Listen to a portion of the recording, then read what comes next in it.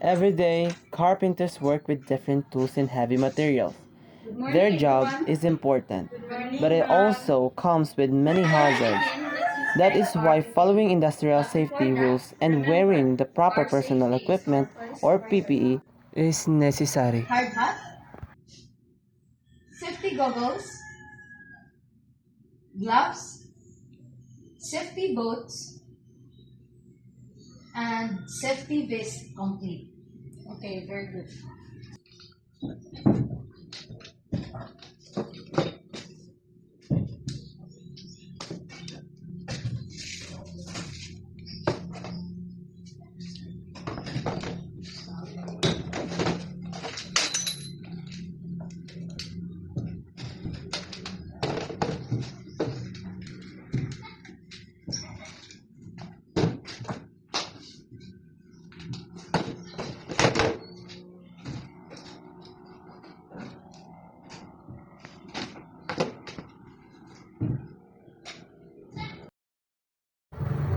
This hard hat is too hot.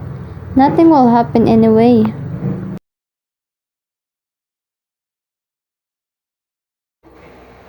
These goggles are uncomfortable.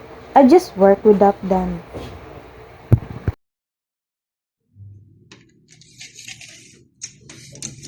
Hey Layla, can you please hold this wood while I'm measuring it?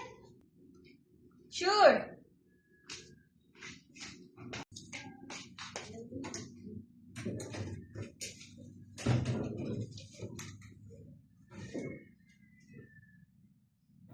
These workers begin their task. However, not everyone follow the safety rules. Something got into my eye.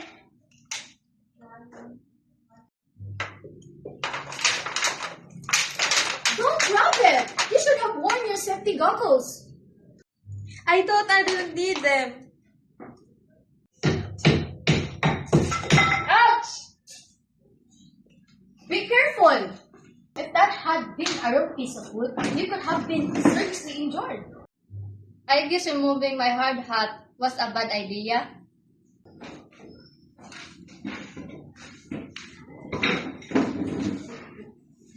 Everyone, stop working. What happened here? Ma'am, Layla wasn't wearing her safety goggles and Bia removed her hard hat. Layla, why weren't you wearing your goggles? I thought it wasn't necessary. And you, Bia? I removed my hard hat because it's too hot. This is exactly why accident happened. Safety goggles protect your eyes from wood chips, dust, flying particles. Even small particles can cause eye injuries.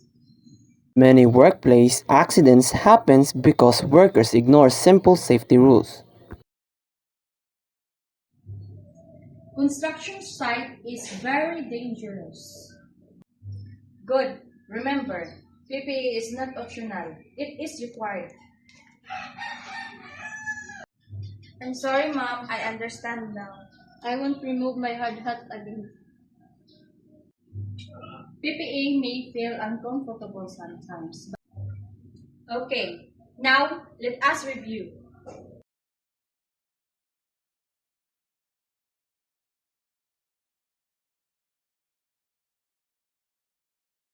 Safety vests make worker more visible.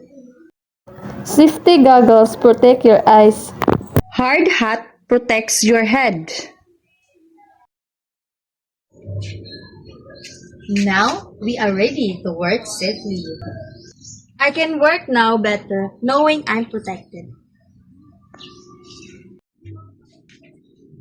Safety isn't just for me, it also protects my co-worker.